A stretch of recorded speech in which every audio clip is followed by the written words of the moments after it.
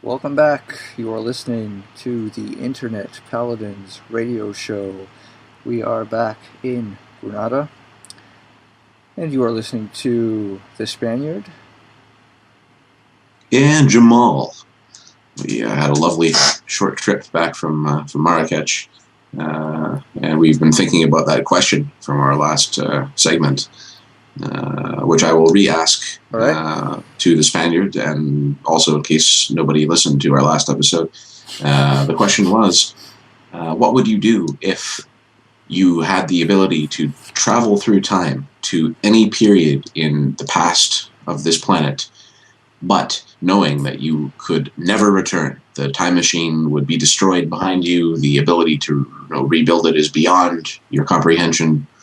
Where would you go and why? And what's your answer? I actually have two answers for this. Am I allowed to have two different answers? To exercise two different You're allowed to have as many answers as you want until I punch you in the face. Okay. So, violence over the radio waves. We heartily approve. Okay. Well, okay. That's not two men from San Francisco hidden in the closet or anything, is it? Nope. No? What? Okay. My first answer, I want to go back in time to the point where Satan rebelled against God so that I could see precisely what actually happened and to understand why things are the way they are today. That's my first answer. My second answer is I would like to go forward. Oh, can I only go back in time? Or can I go forward? Yeah. Back to the past. Okay. Well, then I don't have a second answer then. If I could. All right. Or what's your future answer then? I mean, if you think about it, scientists argue that traveling back in time is impossible, but forward may be doable. So where would you go in the future? I would go to the Day of Judgment because,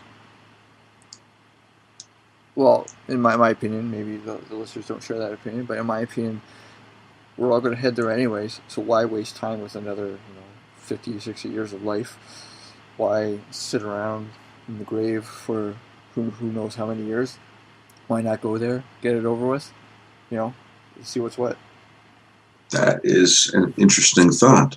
Would you show up wearing the referee zebra stripes so that you can judge people? Or? I'm fairly certain I would not be in a position to judge anything. But you could offer to be an assistant. No, might win you some points. No. What? Yeah, it's interesting when people, maybe Christians do this the most, but I think a lot of people talk about heaven and hell as if they're already places where people are at the moment. But I mean, the judgment day hasn't happened, so why would anyone be there yet, right? Mm-hmm. People are still waiting. Is it purgatory, you could say? So that guy that you're really happy who's burning in hell right now isn't. Yeah. Sorry, but he's not. And also, there's really no evidence that hell is full of fire at all. I mean, there's like little mentions of fires in hell, but I think the idea that hell is an inferno is something that was invented in like the 1800s, wasn't it, by like some Renaissance painters? Yeah. So it's basically allegorical, I guess I would say, right? Yeah. I don't think the human mind in the present existence can fathom, right? Because our mind is kind of programmed to understand things like time and space and stuff like that. So if we were suddenly to be forced to understand heaven and hell, like we lose our minds, right? We wouldn't. It's beyond our comprehension. It'd be like that animated GIF of the newscaster's head exploding. Yeah. Right? Except our heads would become a supernova. Yeah. So, yeah. Well, see, I answered the way I did because, to me, most people waste their time and their lives by doing things of no import. Like, they jump off of cliffs with a parachute. They want to have dinner with Jesus. It's just really stupid, meaningless things. Because they think that, from the time they're born to the time they die, that's it. There's nothing else. There's nothing else before. There's nothing else after.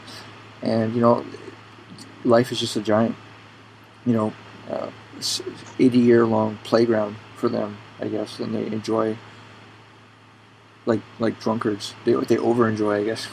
What's going on here? So I answered that way because I don't want to waste time. I want to see what happened, but I'm willing to go right to the very end as well to to the destination, I guess. So what about you? What times would you pick? Well, I mean, now my answer is dependent on our previous discussion. I would want to go back in time, 12,000 years to see if there was any civilization. Mm-hmm. Although sure. I would need some sort of technology to actually travel around to various parts of the world to look. Mm-hmm. I mean, I don't just want to appear in Syria on foot and discover I have to walk like 7,000 miles to get anywhere. I don't want to do that. Oh man, now I'm becoming an American. About 12,000 kilometers. No, that'd be halfway around the world, but still. So yeah, a GPS would be nice, or something like that.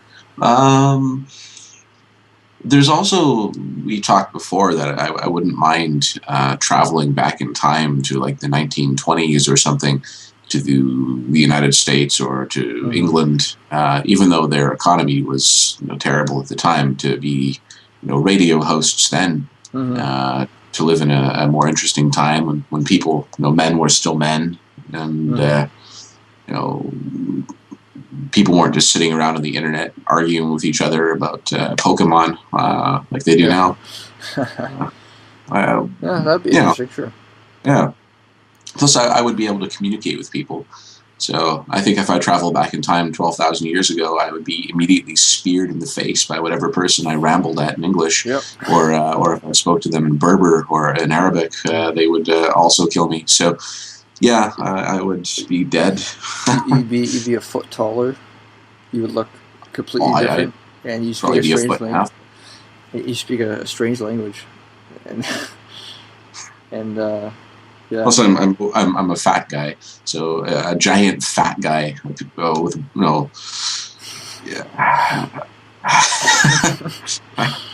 yeah. I don't think anyone back then would know what a fat guy meant. So the Assyrians would not approve.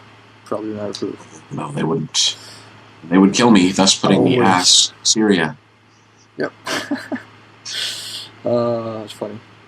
All right. Well, I think it's time for a difficult question. All right. Another difficult question, because one naturally leads into another.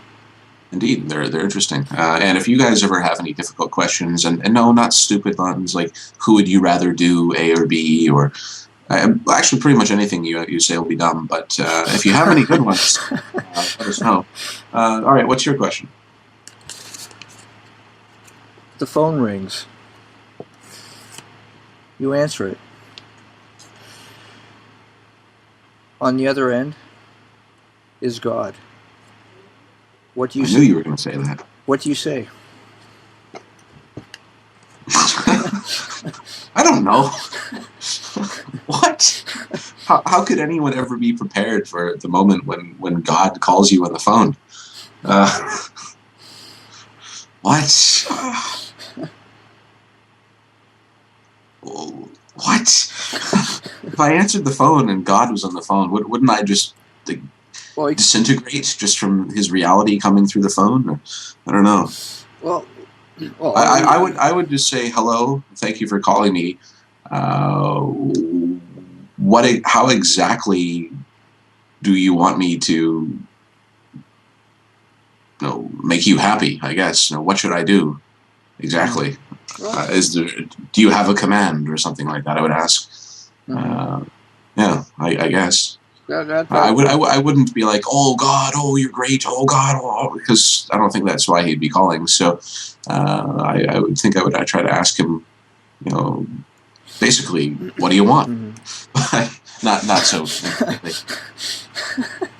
And then my head would melt into a fine mist because I'm talking to God. But I don't know. What would you?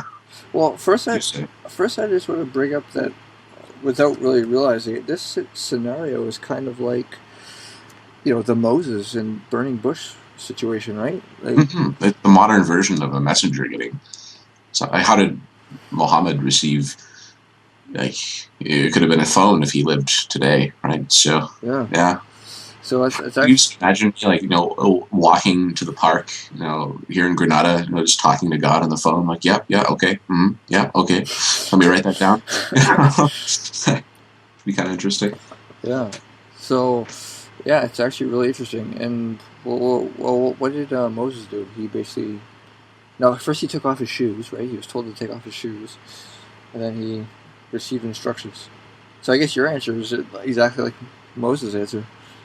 Well, I think it's the only answer that you could have Yeah. if God called you. I mean, you're not going to hang up on him. I No. mean, no. You're Like not going to say something stupid. You're not going to make a joke. You're not going to ask him a question. You're just going to say, "What do you want me to do?" Right? well, So, and hopefully there wouldn't be like that really awkward silence, and then all of a sudden you hear like a toilet flushing or something. pants styled by God. Oh no, I actually meant like because like he called you while you were in the washroom, but that's even Oh, I'm the washer. that's even funnier. Like you're like a giant galactic sized toilet.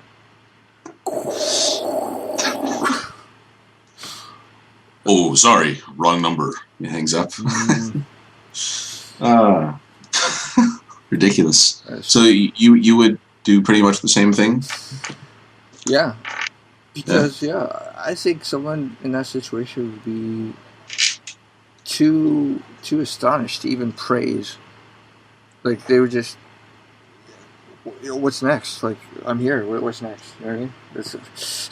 Well, also, to listeners whom most of whom are probably atheists and laughing right now, I think the idea of God, as I just did, speaking a deep voice, is not what would happen. Like you wouldn't say hello in English over the phone. Yeah. I think putting the phone to your ear would cause some kind of new level of understanding to enter your brain.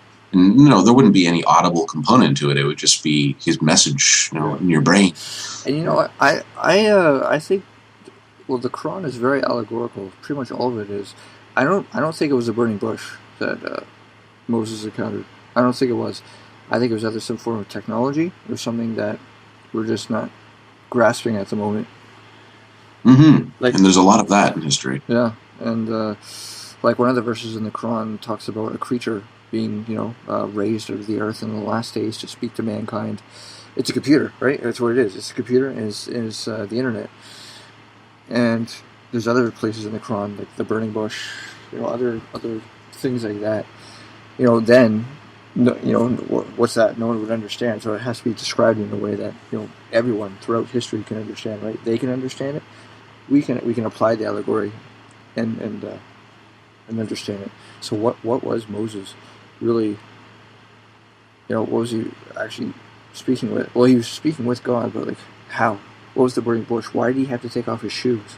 That's another interesting thing, because that's the only mention in the Quran of someone having to take off their shoes, which is kind of bizarre, and worth thinking about further, I think. Maybe God is Japanese. Yeah, I was actually thinking about that when I was saying it. That reminds me of walking into a Japanese home or something. That's really peculiar. I always find it funny when Japanese people think that anyone who's not Japanese basically walks around their house in their shoes, sleeps in their shoes, showers in their shoes. Yeah. And they honestly seem to believe this. I have a pen pal in Japan who confessed to me that she believed that all foreigners wore their shoes, but in the house all the time. But I don't think that's true, unless you're a hillbilly or a farmer or somebody living in a backwoods place. Yeah. I don't know. Well, we've discussed a whole bunch of things in our segments over the last, I think, was it 9 segments? So something like that. There's a lot. I guess we'll probably. How many more do we need before we can get a full length one out? Not too long. Actually, it could be just like a day or so. So. Oh, okay. So. Well, maybe a few more short ones, and then we'll. Yeah, and then we'll start doing like hour-long shows, maybe 2-hour-long shows and stuff like that. But and once we have that ability, we'll go back and we'll compile all of these into one audio file if possible, so that you don't have to listen to 12 or however many short ones. So. Okay, so until then, make sure you subscribe to get our latest shows and talks and stuff like that. And we're glad you're with us. This has been the Internet Paladins. I'm the Spaniard, and I'm Jamal. You're Jamal. and we'll see you soon.